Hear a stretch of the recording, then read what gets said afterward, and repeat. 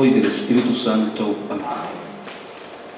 Quiero tomar el texto bíblico en San Lucas, en el capítulo 17, versículo 3. San Lucas 17, versículo 3. Tengan cuidado, si tu hermano peca, repréndelo, dice la palabra de Dios. ¿Qué tenemos que hacer si nuestro hermano peca? Reprenderlo. Pero ¿qué es lo que quiere decir realmente la palabra reprender? Porque por eso el Señor nos va a decir, tengan cuidado. O sea, la palabra reprenderlo quiere decir, hermana, amonestarlo, llamarle a la atención. Pero el Señor nos va a decir, tengan cuidado, porque muchas veces cuando nosotros corregimos, en vez de que esa persona sane el corazón o sane la herida que tiene en su corazón, muchas veces lo lastimamos y esa persona se pone peor. Y por eso el Señor va a decir, tengan cuidado. Entonces usted me va a decir a mí, hermano, y entonces, ¿cómo yo lo corrijo? ¿Cómo yo lo reprendo? ¿Cómo yo lo llamo a la atención?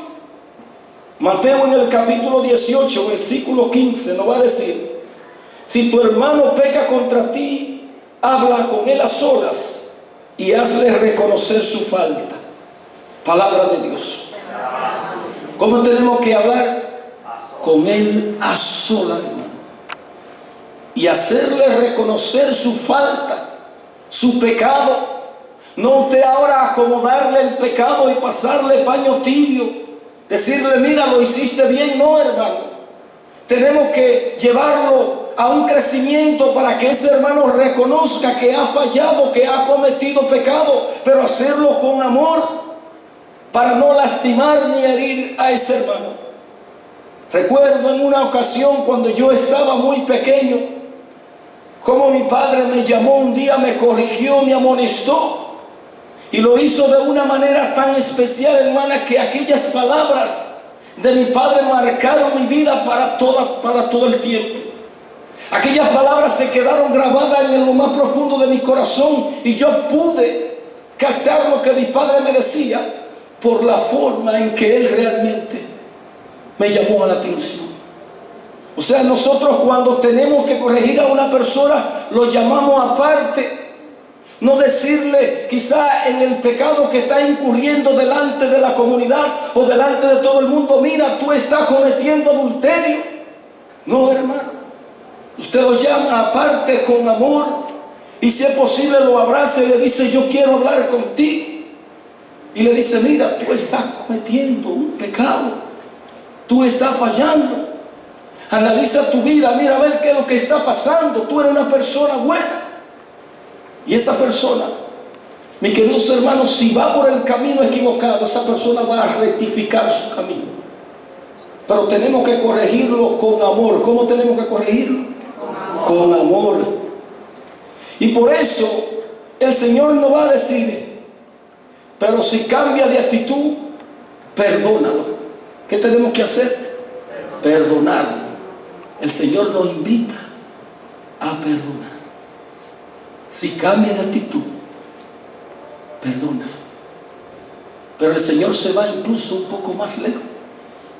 Escuche lo que dice la palabra de Dios. El mismo Señor Jesucristo hablándonos a través de San Lucas. Aunque peque contra ti 7 veces en un día, si 7 veces viene a decirte no lo volveré a hacer, debes de perdonarlo. Palabra de Dios. ¿Cuántas veces debemos de perdonarlo? 7 veces, dice el Señor. Y Pedro parece que no estaba muy claro de esto.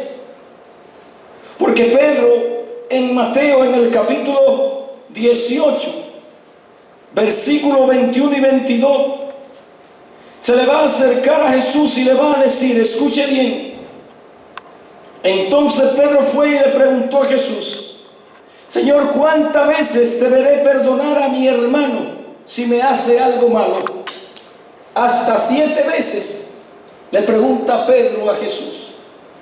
Y Jesús le contestó, no te digo 7 veces, sino 70 veces 7. Palabra de Dios. ¿Cuántas veces tenemos que perdonar? 70 veces 7. Pero realmente, ¿qué es lo que quiere decir 70 veces 7? 70 veces 7 quiere decir siempre. Diga conmigo, siempre. ¿Cuántas veces tenemos que perdonar? Siempre. No es fácil, hermano. Perdonar. Perdonar siempre. Dile al hermano que está a tu lado, perdona hasta que te duela. Dígaselo fuerte, perdona hasta que te duela.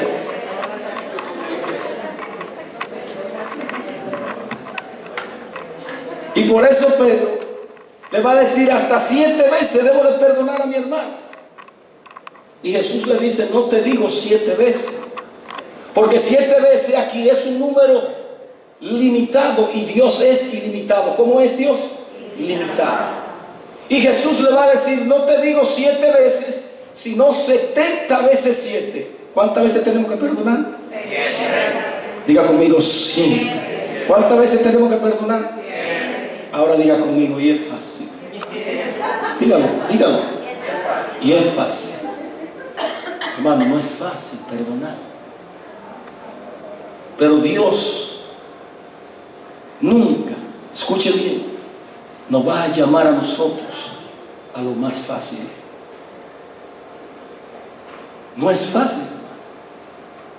Usted tener al frente suyo al hombre que asesinó a su hijo a sangre fría, que quizás asesinó a su madre o a su padre, y usted ahora acercarse a esa persona y abrazarla y decirle, yo te perdono en el nombre de Jesús. Diga conmigo, y es fácil. No es fácil, hermano. No es fácil. Usted tener, hermana, al frente suyo ahora la mujer que se llevó a su esposo de su casa, aquella mujer que fue la culpable de que su hogar se desbaratara, de que se fuera a la deriva, que se terminara aquella relación por esa mujer, y usted tenerla al frente suyo y usted decirle, yo te perdono. No es fácil, hermano. Pero Jesucristo nos manda a perdonar. ¿Cuántas veces? Siempre. ¿Cuántas veces nos manda el Señor a perdonar? Siempre. Siempre nos manda el Señor a perdonar. Quizá usted me va a decir, hermano, no es fácil. Yo sé, hermana, que no es fácil, pero si usted lo hace humanamente, no es fácil. Si usted lo hace ahora con la gracia de Dios, hermana, ahora yo le digo a usted que es fácil. Bendito sea mi Señor, porque todo lo puedo en Cristo que me fortalece. Bendito y alabado sea el nombre poderoso de Jesús. Todo lo podemos en Cristo que nos conforta. Y también es fácil porque el Señor nos dice, vengan a mí los que están cansados y agobiados. ¿Cuántos están cansados? El Señor nos dice, vengan a mí ustedes que van cargando cargas pesadas, que yo los aliviaré. Aleluya. Porque mi carga es liviana y mi yugo es llevadero. Entonces en Cristo Jesús, mi queridos hermanos, todo se puede. Diga conmigo, todo lo puedo en Cristo que me conforta. No, pero si usted lo dice de esa manera, el diablo no se lo va a creer. Usted tiene que levantar la mano y decir, todo lo puedo en Cristo que me conforta. Dígalo otra vez, todo lo puedo en Cristo que me fortalece. Denle un aplauso a Jesús si usted lo cree. Bendito sea Dios. Entonces el Señor que nos invita a perdonar, ¿cuántas veces? Siempre. Vamos a ver si Él está dispuesto a perdonar. Porque es fácil, hermano, muchas veces nosotros mandar a otra persona a que haga cierta cosa, pero para hacerla nosotros muchas veces nos cuesta. Mateo 18:23. Por esto sucede con el reino de los cielos. Escuche bien. Esto va a pasar en el reino de los cielos. Por esto sucede con el reino de los cielos, con un rey. diga conmigo, con un rey que quiso hacer cuenta con sus funcionarios. ¿Qué quiso el rey hacer? Y un funcionario es un administrador. Y un administrador es un servidor. Entonces nosotros, ustedes y yo, somos administradores de los bienes de Dios. Porque todavía, aunque usted diga mi vida, aunque usted crea que su vida es suya, su vida no le pertenece. Su vida es de Dios. Y a usted un día se le va a pedir cuenta de todos sus actos, de todas sus acciones que usted haya hecho aquí, malo y bueno aquí en la tierra. A usted le van a pedir cuenta. Y por eso la palabra nos va a decir que por esto sucede con un rey que quiso arreglar cuenta con su funcionario. O sea, ¿qué te quiere decir aquí la palabra de Dios? Que ello va a haber un juicio. Hermano, pero ¿cómo que va a haber un juicio? ¿Usted vino a prepararlo en esta noche o a meternos miedo? No, yo no vine a meterte miedo en esta noche. Yo vine a prepararte para que cuando llegue aquel juicio, tú estés preparada. Para que no te pase como le pasó a aquellas 5 vírgenes. Eran 10 y 5 eran precavidas y 5 eran descuidadas. Yo quiero que cuando llegue ese juicio, que llegue ese momento, tú estés preparada y te puedas presentar delante de aquel trono, delante de aquel juez, y salga vencedor, salga victorioso. Y quiero llevarte al Apocalipsis en el capítulo 20, versículo 11, para que tú veas que va a haber un juicio. ¿Qué va a haber? Un juicio. El libro de Revelación, Apocalipsis, capítulo 20, versículo 11. Vi un gran trono blanco. ¿Cómo era el trono? Y blanco es señal de santidad, señal de pureza. O sea que allí ahora nada impuro va a entrar. Nada va a entrar impuro. Vi un trono blanco y al que estaba sentado en él. Delante de su presencia desaparecieron completamente la tierra y el cielo, y no se le volvió a ver por ninguna parte.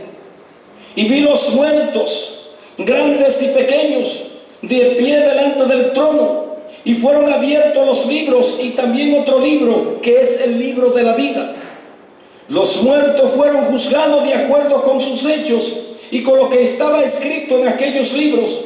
El mar entregó sus muertos y el reino de la muerte entregó sus muertos que habían en él, y todos fueron juzgados. Diga conmigo, y todos fueron juzgados. Dígalo fuerte. Y todos fueron juzgados de acuerdo con lo que habían hecho, dice la palabra de Dios.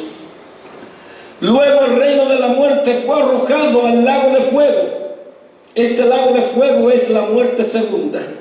Y allí fueron arrojados los que no tenían su nombre escrito en el libro de la vida. Palabra de Dios. Entonces, te estoy llevando a un nivel para que tú te des cuenta de que va a haber un juicio.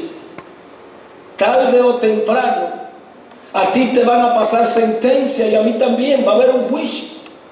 Pero ¿qué es lo que yo realmente quiero? Que tú tomes conciencia y te prepares para aquel momento. Y que tú puedas vivir aquí en la tierra cada día como si fuera el último de tu vida. Para que tú, partiendo desde este punto, tú puedas estar preparado para cuando llegue aquel momento. Y va a haber un juicio. ¿Qué va a haber? Y dice la palabra que estaba comenzando a hacerla cuando le presentaron a uno que le debía muchos millones. Diga conmigo, muchos millones. O sea, que aquí la palabra nos dice, hermana, que eso es juicio, va a comenzar por los más pecadores. Y quizás usted va a decir, pues esto es así. Esto se trata de dinero. No, hermana, no es de dinero. Esos millones ahora representan las veces, hermana, que usted ha caído en pecado, que usted ha violado los reglamentos, que hemos violado los estatutos, los mandamientos de Dios. Le presentaron a uno que debía muchos millones. O sea, la falta. la falta, mis queridos hermanos. Dice la palabra, escúchame, que le presentaron a uno que le debía muchos millones. Como aquel funcionario no tenía con qué pagar, no tenía con qué pagar. O sea que ninguno de nosotros tiene con qué pagarle a Dios. Imagínense ustedes, el Señor nos manda a perdonar 70 veces 7, que quiere decir 100. Pero si usted multiplica 70 por 7, eso lo que le da son 490 veces. Y si usted multiplica 490 veces por 7, eso lo que le da son 1430. O sea, si nada más fuera esas veces que Dios me hubiera perdonado a mí, ya yo hace tiempo que me hubiera condenado, porque he sido muy pecador. Practicaba la brujería, la hechicería, bailaba desnudo, hice un pacto con el diablo, usaba droga, cometía adulterio, imagínense, hablaba mentira, blasfemaba, cuántas cosas, ni que no sé. Pero la misericordia de Dios realmente grande. Entonces yo le decía, Señor, yo ni con mi vida, ni aunque yo me gaste anunciando tu palabra, diciendo lo que tú has hecho en mí, yo con eso no te pago. O sea que ninguno de nosotros tiene con qué pagarle a Dios. ¿Cuántos dicen amén? ¿Cuántos creen que tienen con qué pagarle a Dios?